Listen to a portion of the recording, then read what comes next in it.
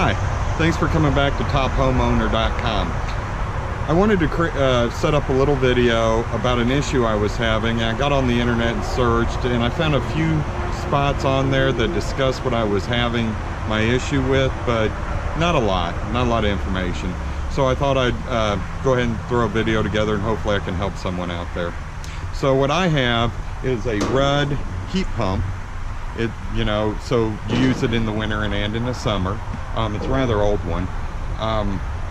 But in the wintertime, I noticed it was sounding kind of odd, but it was kicking on and off, and I didn't think much about it. Well, when spring came, I noticed it was running quite a bit, and I thought, well, that was kind of weird because it wasn't that warm out. The house wasn't that hot, and the thing that really threw me for a curve was the cooling copper line that comes from here from the compressor into the house was froze all the time. I mean, there was always, a 1/4 inch of ice on it, even inside the house. And it just didn't seem right. So I was like, something's wrong. And I talked to some friends. They're like, oh, your refrigerant's low, blah, blah, blah.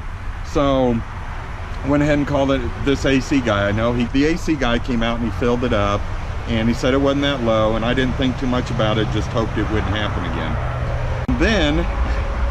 And then I got a electric bill, and my electric bill was through the roof, and it was $60 to $70 more than what it had been in the past.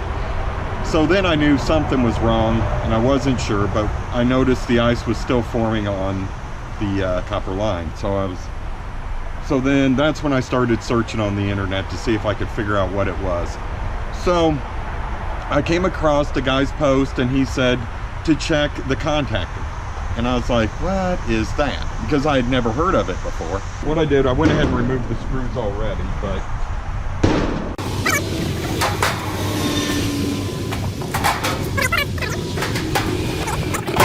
cover.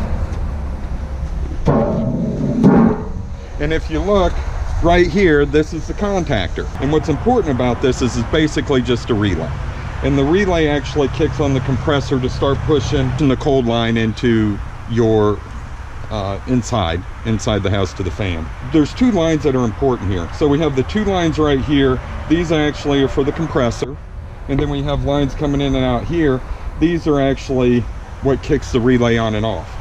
These lines, I have a 24 volt system. These lines are actually run to the thermostat. So whenever the thermostat kicks on, it engages the relay and kicks the AC on. Now, when your house hits the temperature, your thermostat hits the temperature, it actually disengages, which will disengage this, and then the relay will turn off, and hence it will shut off the compressor. So what was happening with me was this contactor was broke and was actually always on. So regardless of what the thermostat was doing, it was stuck in the on position. So this compressor ran constantly, which rang up my electric bill, and my lines were always frozen. It was so bad that they were frozen that when the fan was blowing and inside trying to push the air, it couldn't, because ice had formed all across the manifold in there and no air could flow through it. So what I was stuck doing was coming out and hitting this master switch, letting everything cool down for a little bit, let the ice melt, and then kick it back on to get the house going, until I realized it was the contactor. So what I did was I went ahead and got online and bought a new contactor to my make and model, placed it in here, problem was solved. So I just wanted to bring that to your attention. If anyone else is having the same issue I was having, check your contactor. Mine was really old. Now, I was talking to somebody else about this. So they had the same issue, just in reverse. So basically, whenever their thermostat kicked on, it never engaged the compressor to kick on and start pushing the air through. And what their issue was, they went ahead and pulled the contactor off, and basically one of those little Asian beetles had wiggled its way in and died, and was keeping the contacts from ever contacting to kick on the compressor. So you got two different views you could see. It could either be stuck on to where it's going to run all the time, or it's going to be stuck off, which means it's not going to run at all. So right now you can see my system is off. The relay is disengaged. So what I'm going to do is go ahead with the beauty of Nest.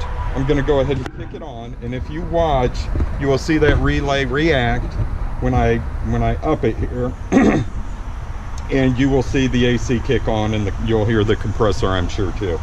So as I bring the temperature down, it should kick. There you go.